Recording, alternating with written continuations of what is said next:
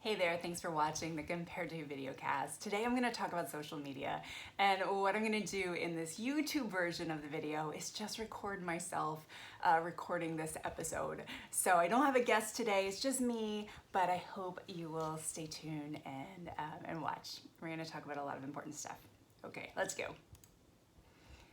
Hey there, welcome to the Compared to podcast. This is Heather Creekmore, and this is my book launch week. I've got a brand new book. It's called The Burden of Better.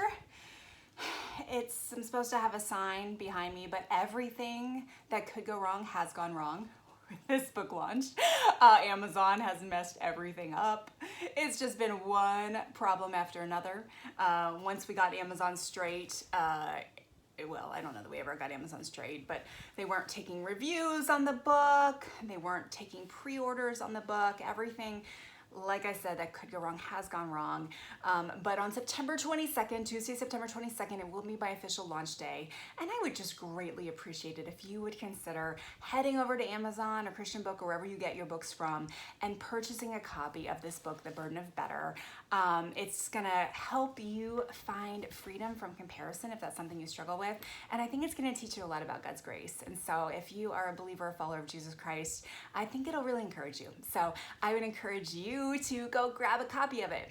But in the first episode of this season, we're in season 4 of the Compared to podcast. In the first episode, I told you just a little bit more about this book, and I talked about one aspect of the book and how we can turn comparison to worship. And it's, I think, a great story, if I have to say so myself. So I would encourage you to go check out that first episode. But today I want to talk about something else that's in the book, and that is the way we engage with social media.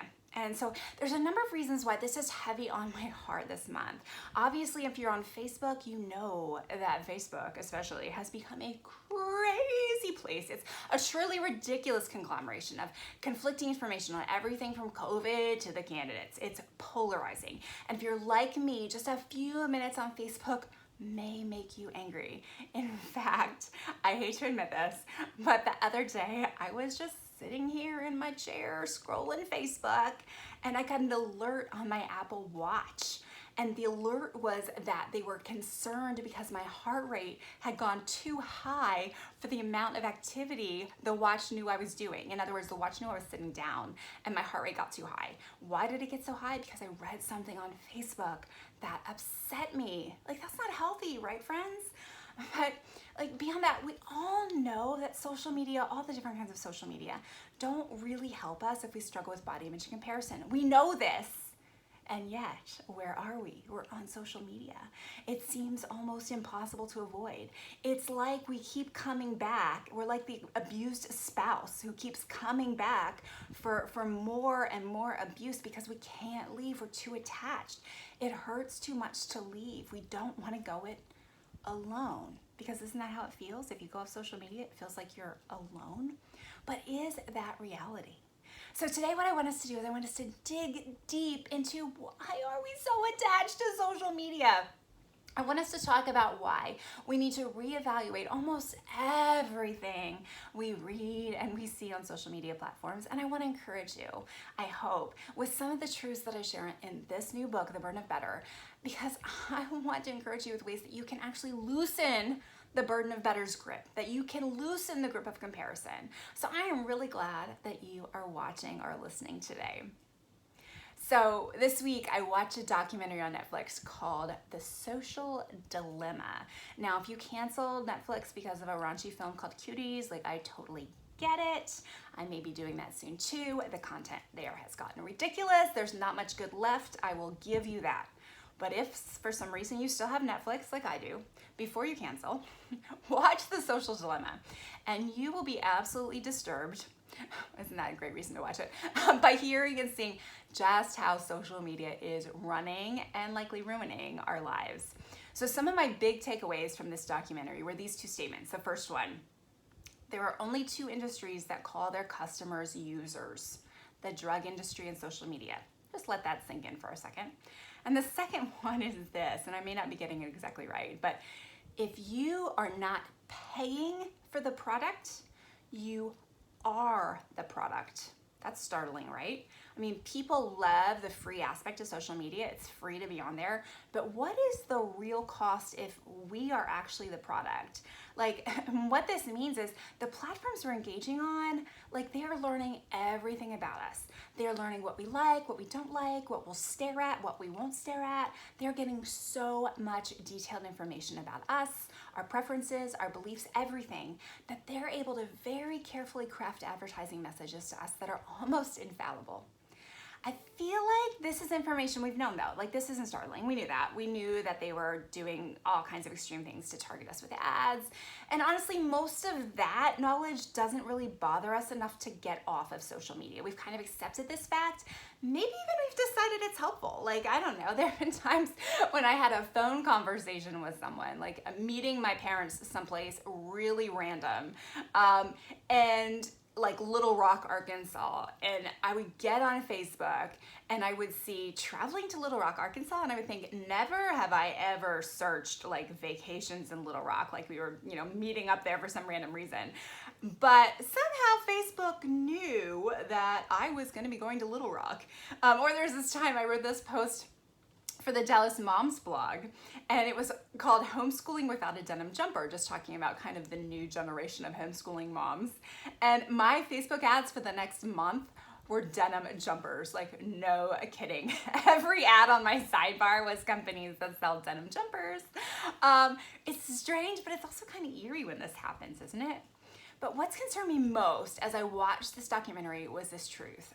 As they explained how Facebook curates what you see and manipulates your engagement so you stay on their platform longer, they talked about how unique and specific to you this process really is. So in other words, even if you and your next door neighbor have all the same friends, you still have two completely different user experiences on Facebook.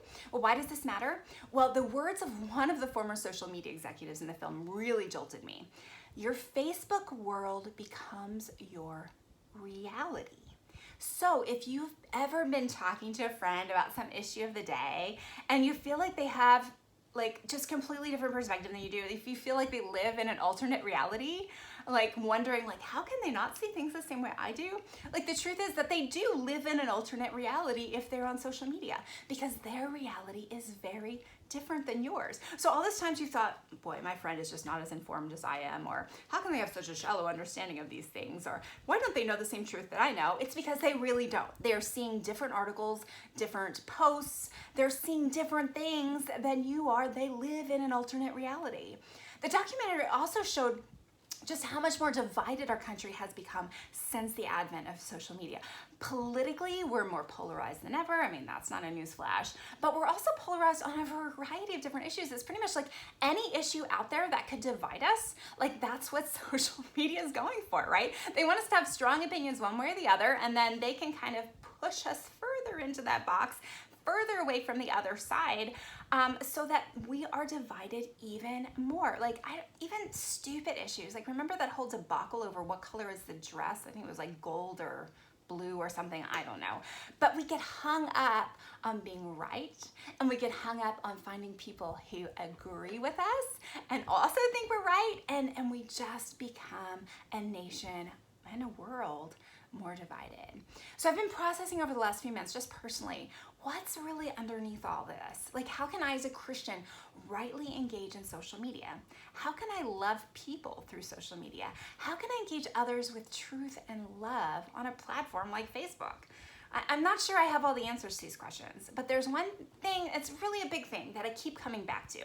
And my thought process on this actually started when I read my friend Christine Hoover's book. It's called With All Your Heart.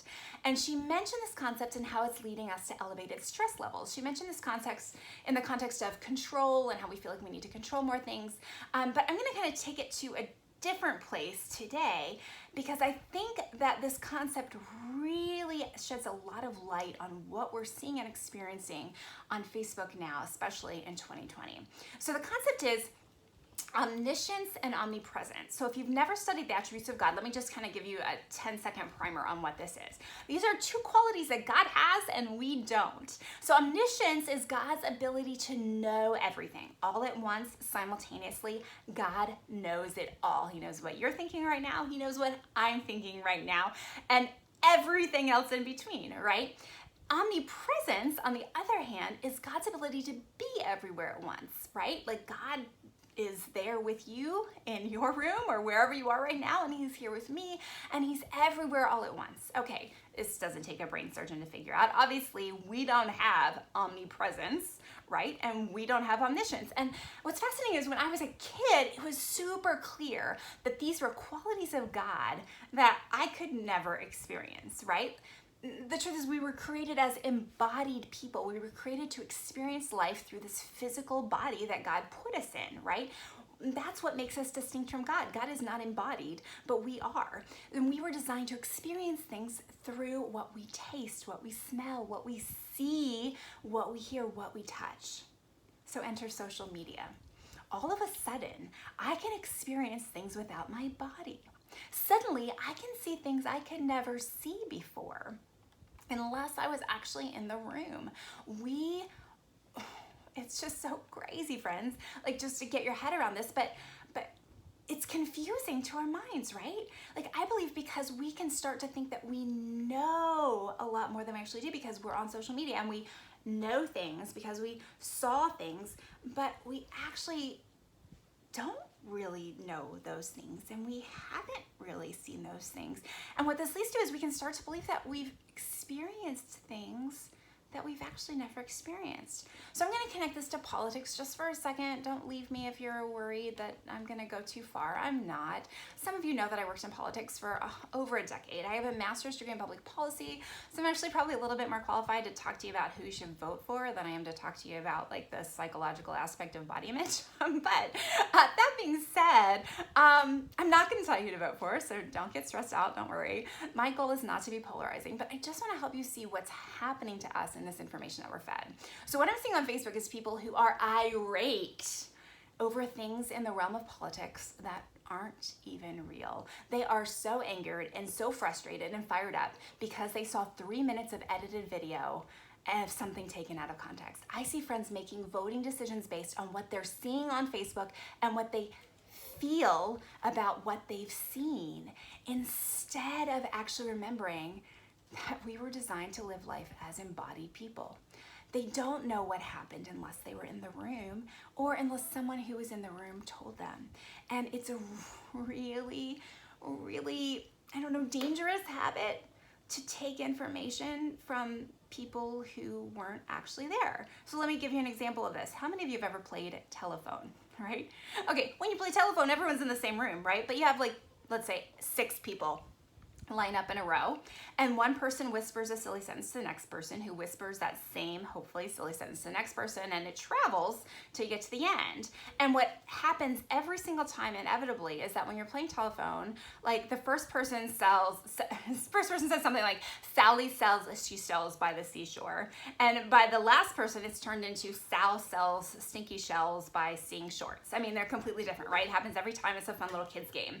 But friends, when we get all of our information from Facebook, aren't we just playing this really big, dangerous game of telephone, right?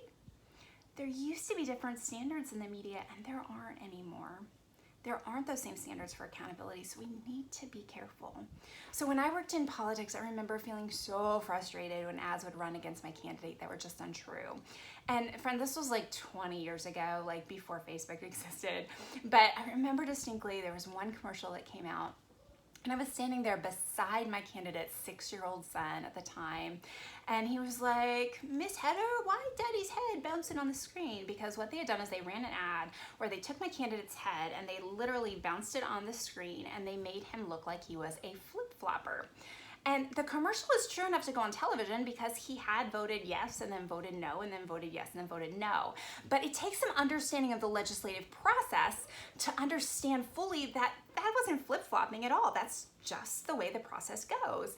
And when he was on city council, he had voted for a bill to support emergency services, and then someone added an amendment to it that he didn't like, so he voted against that bill. And then they took that amendment out, and he voted for that bill. And then they added another amendment that he didn't like, and he voted against that bill. And that's just the way the process works. That's part of creating legislation, is lots of different votes up and down.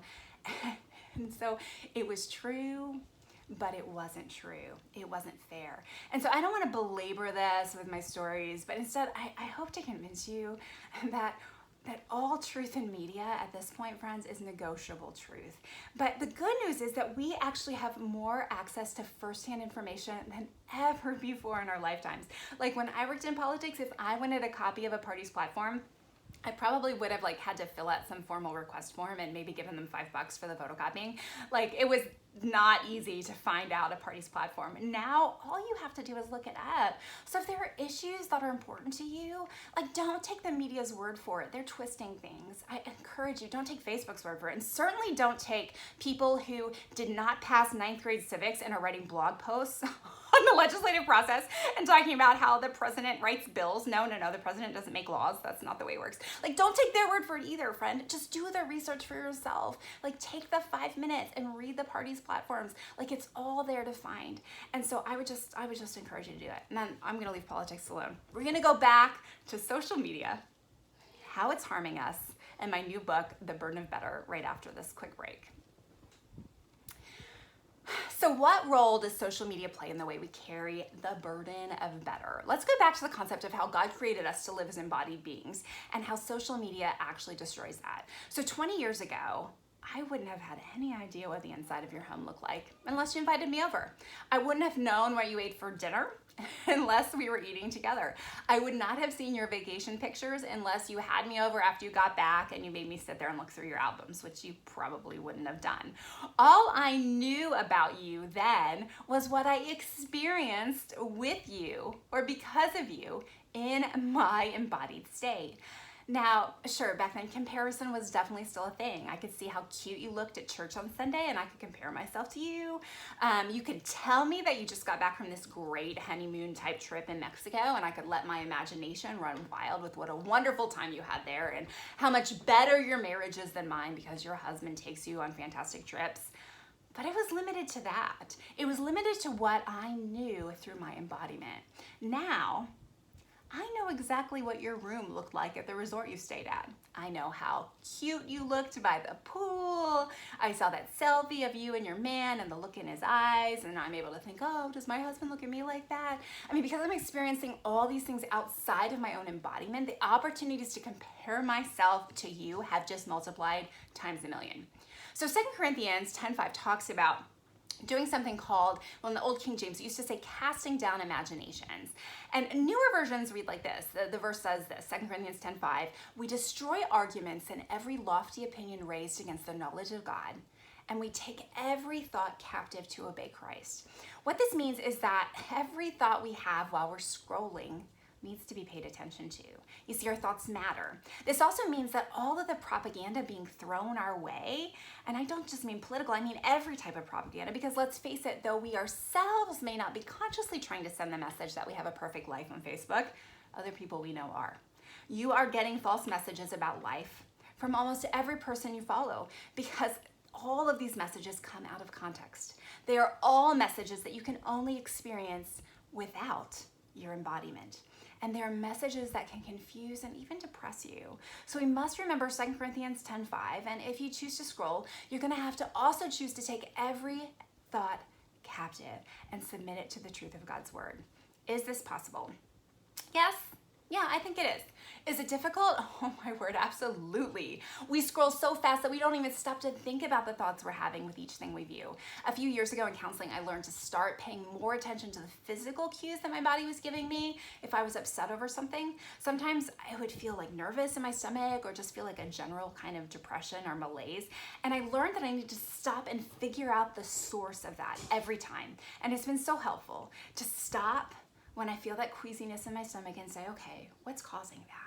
And sometimes it's dealing with, an issue. Sometimes it's just preaching the truth to myself, calling out lies and answering with the truth of scripture. Sometimes it's just reminding myself that I'm dwelling on something that's outside of my control, that I don't need to dwell on, that I'm caught up in fear or anxiety and I have to surrender that to God. But I'm also learning that as I scroll, when I see something that evokes a strong feeling, I need to unfollow or hide that person immediately. There's a chance that if this thing that they posted made me feel bad, then other things that they've posted post are gonna make me feel bad. So I do think that this is wisdom, but follow me here. The other side of that is realizing that every time I hide or unfollow someone that I disagree with, I'm helping Facebook learn what I agree with and what I like. And soon my feed will only be of people who think and act like me, which may be helpful in my comparison battle, but may also be subconsciously teaching me to only love people who are just like me, instead of teaching me how to love others who are way different than I am. Now let me be clear, Facebook is not the best venue we have to love others, period, right? Like that's not really what it's about. That's not what it was created for. But as Christians, that doesn't matter. We have a responsibility to act Christ-like wherever we are engaging. It's not an option not to. And then there's this other aspect to our social media engagement that I've been wrestling with, and that's the concept of how to not cause our brother to stumble. So I wrote something on Facebook about this back in February, because it's just been really heavy on my heart. And the passage that comes to mind is in Romans 14, verses 13 and 19. What Paul's really talking about in that passage is food and drink, not eating or drinking something in front of others if it will cause them to stumble. Because our goal is to not lead others into sin, but instead to build others up and to pursue peace. And so Paul says in verse 17, "For if your brother is grieved by what you eat, you are no longer walking in love. By what you eat, do not destroy the one for whom Christ died." So as I think about social media, I think about the sins of envy and covetousness. We don't talk about these as real sins most of the time. Too many of us are comfortable saying, "I'm jealous of you," in a way that doesn't really lead us to any kind of immediate confession of sin. We've grown lax with categorizing this type of sin as actual sin that needs to be covered by Jesus' grace. And that's something I explore a lot in my new book is Jesus' grace.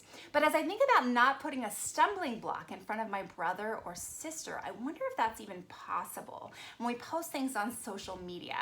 Like, is it possible to post things that don't cause others to feel envy? Like, I feel like people try to do that when they post their like messy hair, no makeup selfies to show us how ugly, quote unquote, they are when they're natural. But I can still see those and find myself thinking, wow, her hair looks really good even when it's not done, or wow, her skin's really good even without makeup.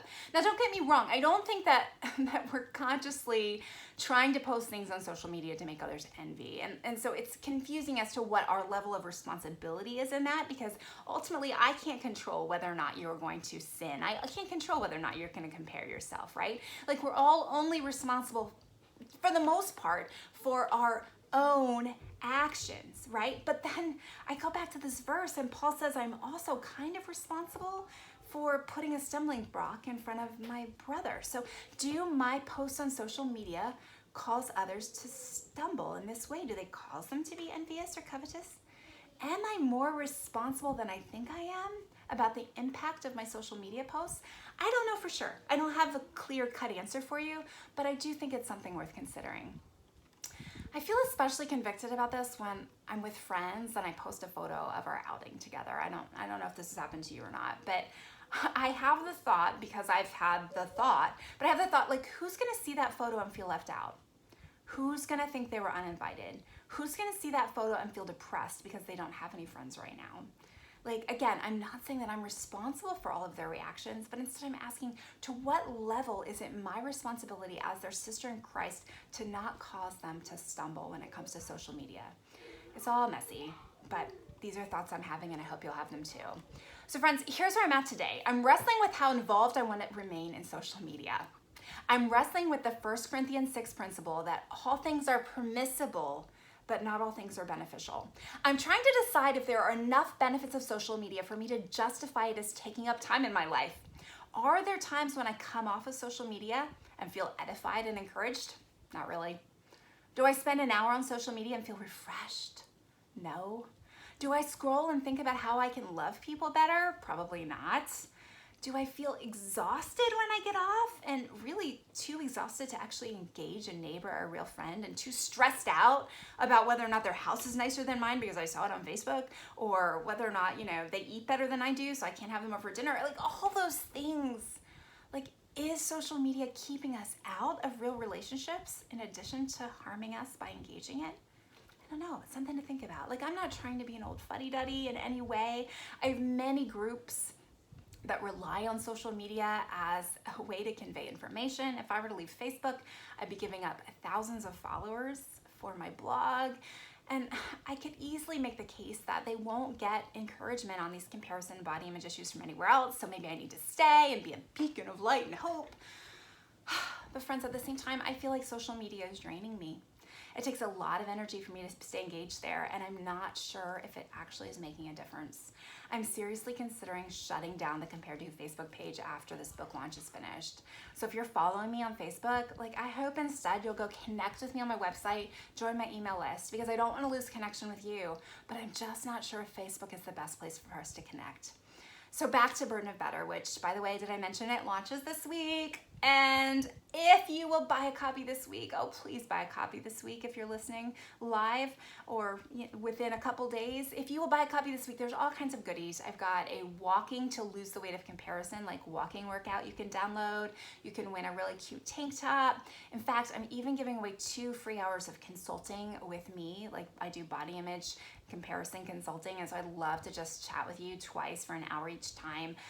So if you are interested in winning any of those things, please buy the book on September 22nd. If you're listening to this after my launch day, September 22nd, hey friend, go online. You can still get the walking workout. The prizes and contests will be done, but get that walking workout anyway. I don't want you to miss out on that. But as we tie things up today, I just want to ask you just a simple question. Is social media helping your battle with body image and comparison, or is it hurting it? It's a simple question, like I said, but if you're like me, it's easier to overcomplicate it. But can I encourage you, take it to the Lord. He'll guide you. I think back at the story of the Israelites wandering in the desert for 40 years, and I'm tempted to think how foolish those stupid people. They could have gotten there so much faster. Why did they keep wandering around? What I've read is the actual path that they traveled would have taken them 11 days. 11 days versus 40 years. But they were distracted. They had lessons to learn. They wrestled rebellion, idolatry, all the things that we still wrestle today. And I have to wonder at some point if they stopped caring about reaching the promised land. If they were so caught up in their own thing that focus on the end game was really hard. And I'm convicted as I say these things because I wonder if social media is making it take us 40 years to gain victories that should only take 11 days. I wonder if our addiction, our justification of the time it takes, all those things, I wonder if we're feeding our distractions and staying stuck because, frankly, we don't want to do the radical thing we need to do and just get off. I'm saying this to myself as much as I'm saying this to you right now, friend. But we spend so much time scrolling other people's opinions. We spend more time doing that than we do reading our Bibles. And then we wonder why we feel discouraged and anxious. We spend so much more time looking at our friends' pictures than we do reading God's word to get a clear picture of Jesus. It's not surprising that we feel depressed or like we're not good enough. If your child had a drug addiction, you'd do whatever it took to help them get free. But do we treat our social media addictions with the same level of seriousness? If I truly want to see you be free from comparison and body image issues, shouldn't I be encouraging you to delete social media as a form of rehab? I've given us both a lot to think about today, so thank you so much for listening, and I pray that some of these thoughts would be helpful to you. If they are, please just drop me a note, heather@comparedtowho.me. I'd love to hear from you. And I also want to thank you in advance for considering making a purchase of the new book, Burden of Better. I'd love to hear, after you read it, I'd love to hear whether or not you liked it, what you liked about it. In fact, 5-star reviews on Amazon are like gold to an author, so I would really appreciate those if you really like the book. That helps other people find it. Well, thanks again for listening and being a part of today's episode on this really important topic. If something in today's episode touched you, share it with a friend, right?